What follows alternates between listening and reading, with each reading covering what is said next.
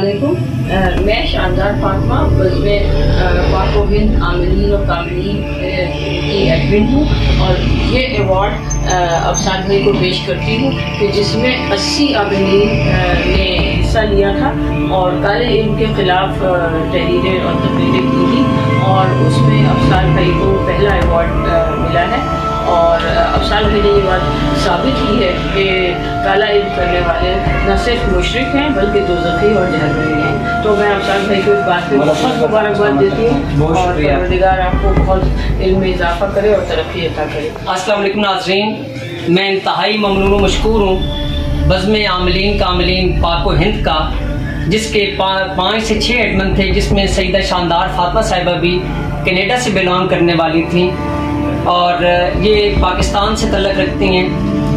बज़्म आमिलीन कामिलीन की जानिब से ये जो अवार्ड मुझे काले इल्म के ख़िलाफ़ तहरीरों के हवाले से मिला, मैं इनका इंतहाई शुक्रगुज़ार हूँ कि मौला पैगंबर पाक के सदक़े में मैं खालिक कायनात का शुक्रिया अदा करता हूँ। लाख सजदे हैं उस खालिक कायनात को, वादा उला शरीक को, जिसने मुझे ये पहला अवार्ड दिया। ये खालिक कायनात के हुक्म से मिला मुझे। 80 आमिलीन कामिलीन की तहरीरें उसके अंदर शामिल थीं। मैंने अपने कम इल्मी का सबूत देते हुए कुछ तहरीरें इनको भेजी और उसके अंदर ये आप देख लें कि काफ़ी एडमिन्स मौजूद थे।